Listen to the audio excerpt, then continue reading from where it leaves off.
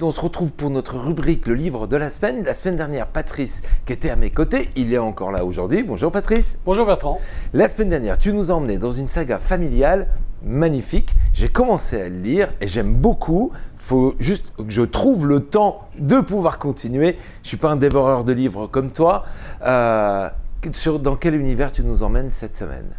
Alors, c'est un roman qui traite de la différence et de l'acceptation de la différence. Oh, c'est un sujet de société, ça. Ouais, c'est un livre très émouvant, mais magnifique. Un livre, qui est l'auteur de ce ouvrage? Alors, c'est Clara Dupont-Mono. Clara Dupont-Mono, elle a été journaliste chez Cosmopolitan, elle a été journaliste chez Marianne, elle a été reporter pendant plusieurs années de sa vie, et elle tient des chroniques sur Canal+, sur France Inter. D'accord. Voilà. Donc, quelqu'un qui est vraiment très proche de la société par son métier initial, en fait. Alors, je ne suis pas sûr, mais je pense que cette histoire, c'est un peu son histoire. Elle a dû... C'est écrit... bon, franchement, j'ai beaucoup pleuré. Ah. Ouais, c'est écrit avec beaucoup de sensibilité, beaucoup d'amour, beaucoup de pudeur, beaucoup de gentillesse. C'est vraiment... Et dans sa famille... en fait, ça raconte l'histoire d'une famille. Je pense que dans sa famille, il y a eu l'arrivée d'un enfant inadapté, un enfant handicapé, qui ne voit pas, qui ne parle pas, qui ne peut pas bouger.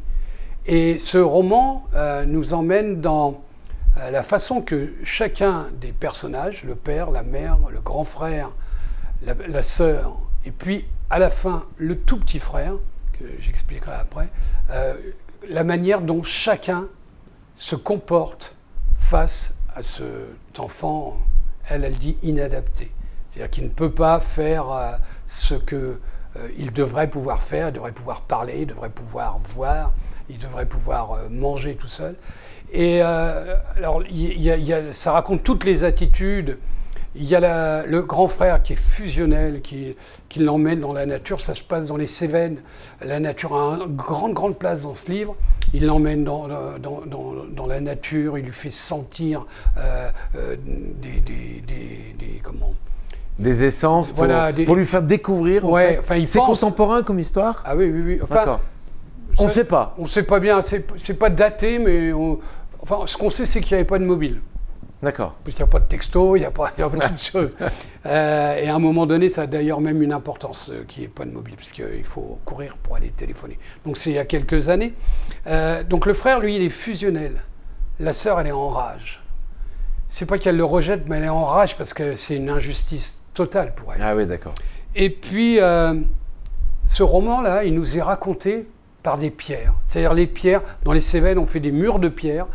Et c'est drôle, au début, dans les premières pages, j'ai eu du mal à me mettre dans la situation. Mais en fait, c'est les pierres qui nous racontent. Ils nous racontent l'attitude du frère, nous racontent l'attitude de la sœur. Ah. Et c'est assez troublant, mais c'est joliment fait. Et puis, mais les pierres aussi, c'est représentatif de l'histoire. C'est là depuis toujours. Donc c'est un regard aussi porté, non? Ouais, c'est un regard de l'extérieur peut-être porté. Ouais. Enfin, chacun pourra le traduire comme il a envie. Hein. Bah, les Cévennes, c'est un endroit où les pierres ont une grande importance. Bah, exactement. Hein. Il y a beaucoup de constructions avec des Ils sont pierres. Témoins de tout voilà. Ça. Ouais. Et donc là, c'est les pierres qui nous racontent comment chacun va vivre cette arrivée de cet enfant. Et il vient à la fin du roman, il n'y a pas de truc à dévoiler, mais à la fin du roman, ils ont un autre enfant. Et là, le petit frère, donc, lui, il part à la recherche. Il est en demande de ce autre petit frère qui a vraiment une place énorme dans la vie de la famille, et lui part à la découverte de ce petit frère. C'est un roman extraordinaire, ça m'a... Ça t'a bouleversé, ouais. Et ça t'a fait changer un peu ton regard sur cette notion de différence? J'ai vécu avec un frère handicapé, mon frère était sourd et muet, donc ça m'a rappelé plein de choses. Un degré moindre, évidemment, il faut encore qu'il n'y a pas vraiment de degré dans la différence, mais c'était très différent pour nous. Mais c'est un sujet qui me tient beaucoup à cœur. C'est un très beau roman que je vous conseille. Voilà. Eh ben, merci beaucoup de partager ces petits trésors avec nous. On rappelle le titre, l'auteur et l'édition, Patrice. Clara Dupont-Mono, S'adapter chez Stock. Merci. Merci à toi et on te retrouve la semaine prochaine pour une nouvelle découverte. Tout à fait.